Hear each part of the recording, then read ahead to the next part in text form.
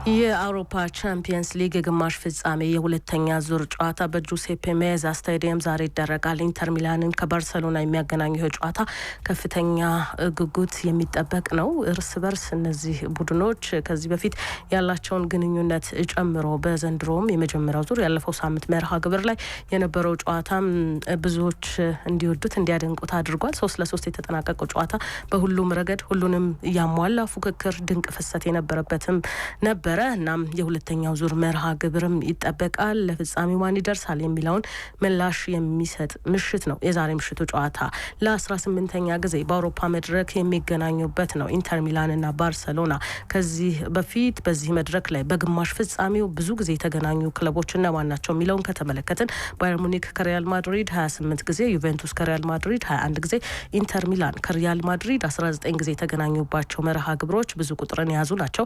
ከዛ በመቀጠል እንግዲህ ኢንተር ሚላን ከባርሴሎና ዛሬ ለ18ኛ ጊዜ የሚገናኙበት የአውሮፓ መድረክ ጨዋታ ነው።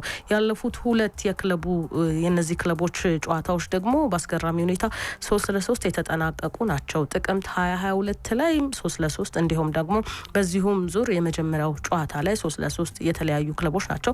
ባርሴሎና ከሜዳ ውጭ ከኢንተር ጋር ካደረጋቸው 6 ጨዋታዎች ማሸነፍ የቻለው በአንዱ ነው። በዘንድሮ የውድድር ዓመት የሃንስ ፍሊኩ ቡድን ባርሴሎና በላሊጋውም ድንቅ ግስጋሴን እያደረገ ይገኛል። የኮፓ ዲለሪ ዋንጫን ተቀናቃኙ ሪያል ማድሪድን አሸንፎ ወስዷል። አሁን እንግዲህ የሃንስ ፍሊክ ቀጣይ ላለባቸው የወሳኝ ጨዋታዎችን በተመለከተ ሀሳባቸውን አጋርተዋል። አሁን ቡድናችን ጥሩ ምዕራፍ ላይ ይገኛል፣ ነገር ግን ባለቁ ጊዜያት ወይም ሊጠናቀቁ በተቃረቡ መንገዶች ላይም ዋንጫ ማጣት እንዳለ አንረሳውም የሚል ሀሳባቸውን ሰጥተዋል። በጥንቃቄ የሚያደርጉት ጨዋታ እንደሆነ፣ በማሸነፍ ረገድ ግን ቡድናቸው በጣም ጥሩ ቅርጽ ላይ እንደሚገኝ አስተያየታቸውን አጋርተዋል። 3-3 የተጠናቀቀውን ጨዋታ ጨምሮ በአውሮፓ ቻምፒየንስ ሊግ 3 የግማሽ ፍጻሜ ጨዋታዎች ናቸው 10 እና ከዛ በላይ ጎሎች በድምር ውጤት ተቆጥሮባቸው የተጠናቀቁ። እነዚህ ጨዋታዎች እንግዲህ ዩቬንቱስ ሞናኮን 6-4 የረታበት የ1997-98 የውድድር ዓመት አንደኛው ነው።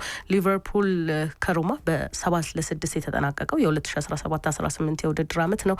ሪያል ማድሪድ ከማንቸስተር ሲቲ 6-5 የተጠናቀቀው የ2021-22 የውድድር ዓመት። እነዚህ 3 የግማሽ ፍጻሜ መርሃ ግብሮች 10 እና ከዚያ በላይ ጎሎች የተቆጠረባቸው ናቸው። ዛሬ ምሽት የሚደረገው ይህ ጨዋታ ደግሞ ምን ያህል ጎል ሊያስመለክተን ይችላል የሚለው በዚህ ረገድ እንዲጠበቅ አድርጎታል። ኢንተር ሚላን ለ3ኛ ጊዜ ለፍጻሜ ለማለፍ የሚገባበት መርሃ ግብር ሲሆን ባርሴሎና ደግሞ ለ6ኛ ጊዜ ለፍጻሜ ለመብቃት የሚገባበት ነው የዛሬ ምሽቱ ጨዋታ። በዚህ የውድድር ዓመት እንግዲህ ባርሴሎና ብዙ ጎሎች ካስቆጠሩለት ተጫዋቾች መካከል አንደኛው ሮበርት ሌዋንዶውስኪ ነው። ይህ ተጫዋች በጉዳት ምክንያት የመጀመሪያው ጨዋታ ላይ አልነበረም። በኮፓ ዲላሪ የፍጻሜ መርሃ ግብር ላይም አልነበረም። ባርሴሎና ሴልታ ቪጎን በረታበት የላሊጋው መርሃ ግብር ላይ ነበር ጉዳት ያጋጠመው። እናም ከዛ በኋላ በተደረጉ 2 ጨዋታዎች ላይ አልነበረም። ዛሬ ምሽት በሚደረገው ጨዋታ ላይ ግን ተጠባባቂ ሆኖ እንደሚጀምር አሰልጣኝ ሃንስ ፍሊክ ተናግረዋል። ከተጫዋቹ ጋር ስለመነጋገራቸውም አስተያየታቸውን አጋርተዋል። የ36 ዓመቱ አጥቂ 40 ጎሎችን አስቆጥሯል በውድድር ዓመቱ ለካታሎኑ ክለብ። እናም ወሳኝ ከሚባሉ የክለቡ ተጫዋቾች መካከል አንደኛው ነው። አሰልጣኝ ሃንስ ፍሊክ ሮበርት ሌዋንዶውስኪን በምንፈልገው ሰዓት እንጠቀምበታለን የሚል ሀሳባቸውን አጋርተዋል። የዛሬ ምሽቱ ጨዋታ ላይ ግን ተጠባባቂ ሆኖ እንደሚጀምርም ሀሳባቸውን ገልጸዋል። የመጀመሪያው ጨዋታ ላይም ለምን እንዳላሰለፉት ማብራሪያቸውን ሰጥተዋል። በጥሩ አቋም ላይ እንዲገኝና እሱ ላይ አላስፈላጊ መስዋዕትነት መክፈል ስላልፈለግን ነው የሚል ሀሳባቸውን አጋርተዋል። የምሽቱ ጨዋታ ላይ ጁልስ ኮንዴ እና እንዲሁም ደግሞ ባልዴ እንደማይሰለፉ ሀሳባቸውን በሰጡበት ጋዜጣዊ መግለጫ ላይ አሰልጣኝ ሃንስ ፍሊክ ተናግረዋል። ከዚሁ ከቻምፒየንስ ሊጉ ጋር በተገናኘ ግን በሰፊው ማብራሪያ የሰጡበት ጉዳይ የግብ ጠባቂያቸውን ጉዳይ ነው። የወቸሸዝኒንና እንዲሁም ቴርስቴገን በእርግጥም በአውሮፓ ቻምፒየንስ ሊግ ስላልተመዘገበ አይሰለፍም። በላሊጋውም የሚኖረው ቦታ ውስን ሊሆን እንደሚችል ከትላንት በስቲያ በነበራቸው መግለጫ ላይ ሀሳባቸውን ሲያጋሩ ነበረ። ትላንትናም ከቻምፒየንስ ሊጉ ጋር በተገናኘ በቀረበላቸው ጥያቄ ዙሪያ ሃንስ ፍሊክ ሀሳባቸውን ሲያጋሩ ይህንን ጉዳይ በአጽንኦት ተናግረዋል።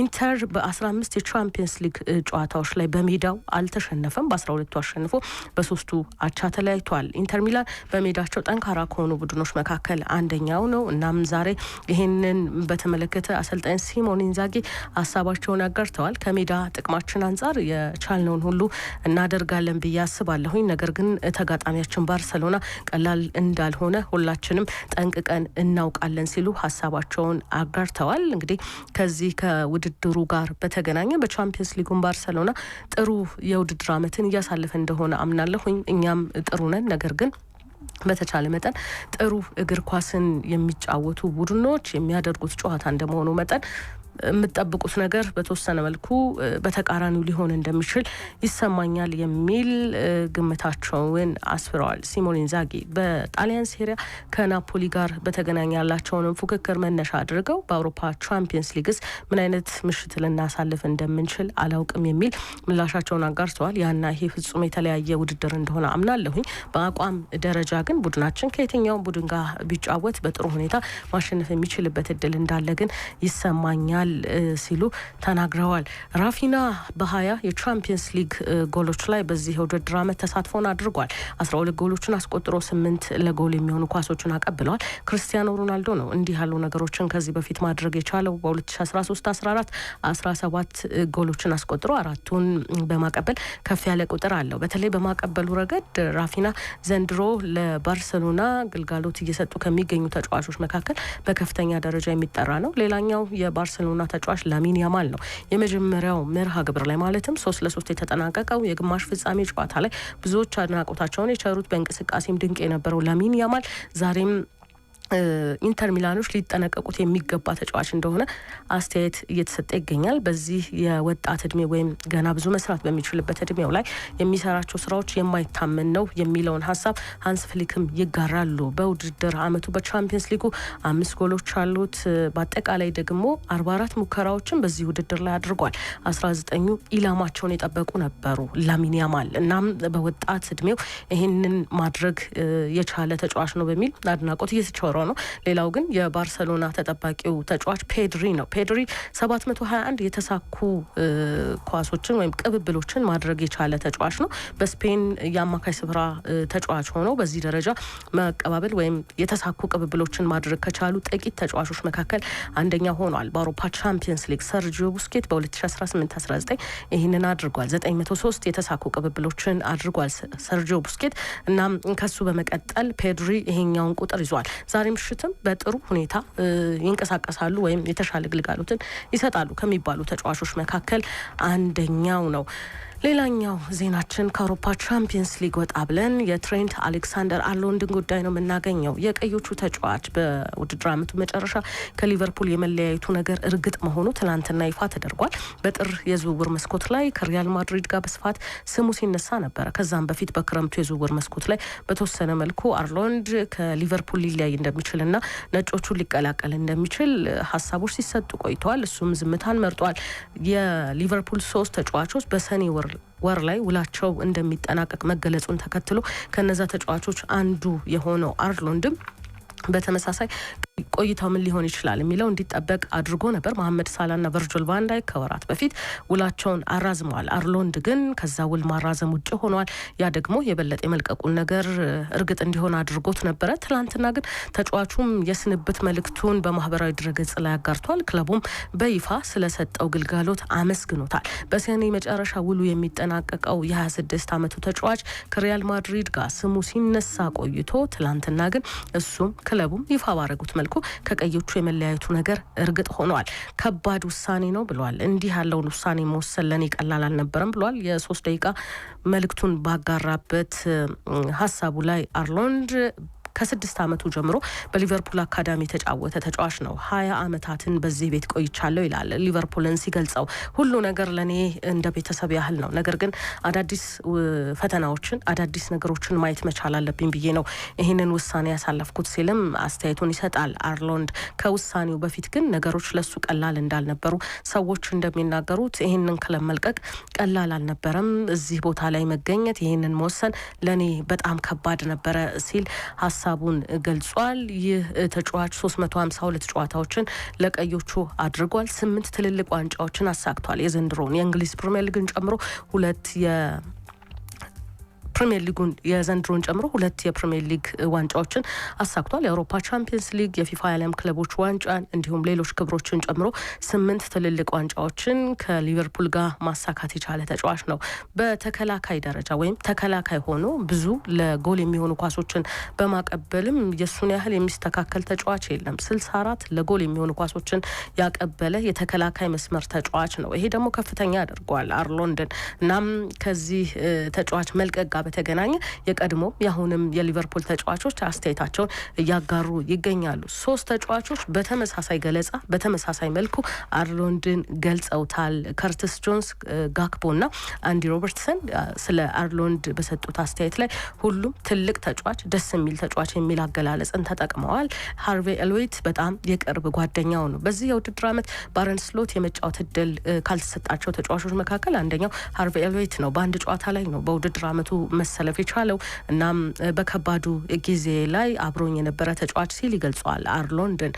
ከሊቨርፑል ጋር ያለው ቆይታ ጥያቄ ምልክት ውስጥ የገባው ሃርቬ ኤልዌይት ከአርሎንድ መልቀቅ ጋር በተገናኘ የበለጠ የመውጣቱ ነገር እርግጥ ሊሆን ይችላል የሚሉ ነገሮች ሀሳቦች እንዲሰጡ አድርጓል።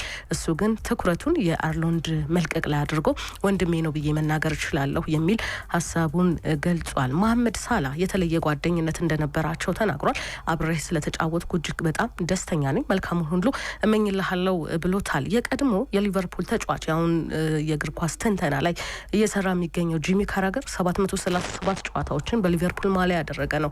እዚህ ክለብ ላይ ተጫውቶ ማሳለፍ ትልቅ ታሪክ እንደሆነ አምናለሁኝ። በአርሎንድ መልቀቅ ግን እጅግ በጣም አዝኛለሁ ሲል ሀሳቡን ገልጿል። እርግጥ በተጫዋቹ ቦታ ሆኖ ላሰበ ሰው አዲስ ነገር መፈለጉ አያስገርምም ይላል ካራገር። ነገር ግን እውነቱን ንገረኝ ካላችሁኝ በጣም ተበሳጭቻለሁ። የሱን አይነት ተጫዋች ሊቨርፑል ማጣቱን መቀበል አልችልም ሲል ሀሳቡን ገልጿል። ደጋፊዎች አርሎንድ ላይ ለምን ስሜታቸው ሊያዝን እንደሚችል ይገባኛል ብለዋል። የተወሰኑ አይደሉም፣ በጣም ብዙ ደጋፊዎች በአርሎንድ መልቀቅ እንደሚከፉ አምናለሁ ሲል ተናግሯል። ከደጋፊዎቹ ጋር ግን በተገናኘ የሚለቀው ትሬንት አሌክሳንደር አርሎንድ ስሜቱን አጋርቷል። የደጋፊዎቹን ስሜት ጠንቅቄ እረዳለሁ፣ ለምን ሊቃወሙኝ እንደሚችሉም ይገባኛል፣ ግማሾቹ ደግሞ መልካሙን ተመኝተው እንደሚሸኙኝ ማስባለሁ ሲል ሀሳቡን ገልጿል። ካራገር ግን ከዚህ በተለየ መልኩ ደጋፊዎቹ እጅግ በጣም ማዘናቸው ላይ አትኩሮ ሀሳቡን ገልጿል። የትኛውም ተጫዋች ካደገበት ክለብ በዚህ መልኩ መልቀቁ ተገቢ ነው ብዬ አላስብም የሚል ሀሳቡን ሰጥቷል። የካርሎ አንቸሎቲን ጉዳይ ነው በተከታይነት የምናነሳው። የ65 ዓመቱ አሰልጣኝ በውድድር ዓመቱ መጨረሻ ከሪያል ማድሪድ ጋር ለመለያየት ስለ መቃረባቸው ተዘግቧል። ትናንትናም ከክለቡ ጋር በአንዳንድ ጉዳዮች ላይ ከስምምነት ላይ ስለመድረሳቸው ዘገባዎች አመላክተዋል። እስከ 2026 በሪያል ማድሪድ የሚያቆይ የውል ስምምነት አላቸው ካርሎ አንቸሎቲ። በውድድር ዓመቱ መጨረሻ ግን ከሪያል ማድሪድ ለመለያየት ስለመስማማታቸው ተዘግቧል። በዚህ ስምምነት ውስጥ ግን ቀሪ ያላቸውን ክፍያ ክለቡ እንደሚከፍላቸውም ጭምር ዘገባው አትቷል። በቀጣይ የብራዚል ብሔራዊ ቡድንን ሊረከቡ እንደሚችሉ በስፋት ሲገለጽ ነበረ። ትላንትናም የመልቀቃቸው ስምምነት ይፋ ሲደረግም ይሄ ጉዳይ አብሮ ተነስቷል። የብራዚል እግር ኳስ ፌዴሬሽን ብራዚል በዓለም ዋንጫ ማጣሪያ ሰኔ ወር ላይ ከኤኳዶርና ፓራጓይ ጋር ጨዋታ አላት። ለዛ ጨዋታ ደግሞ ካርሎ አንቸሎቲን ቶሎ መቅጠር ትፈልጋለች የሚሉ ሀሳቦችን በስፋት መሰጠት ጀምረዋል። እናም ካርሎ አንቸሎቲ ከሪያል ማድሪድ ጋር የመልቀቃቸው ዜና በስፋት እየተገለጸ ይገኛል። የአውሮፓ ቻምፒየንስ ሊግ ላይ ዘንድሮ ብዙ መጓዝ አልቻሉም። በአርሰናል ተሸንፈው ወጥተዋል። በላሊጋው ባርሴሎና አሁን የደረጃ ሰንጠረዡን እየመራ ይገኛል። በኮፓ ዲላሬ በፍጻሜው ተሸንፈዋል። ይህንን ጨምሮ ሌሎች ምክንያቶችም ተዘርዝረው የ65 ዓመቱ አሰልጣኝ ካርሎ አንቸሎቲ በሳንቲያጎ በርናባው ያላቸው ቆይታ ሊጠናቀቅ እንደሚችል ትላንትና ተገልጿል። አሰልጣኙም ከክለቡ ኃላፊዎች ጋር በዚህ ጉዳይ ላይ ከስምምነት ላይ ስለመድረሳቸው ነው እየተገለጸ የሚገኘው።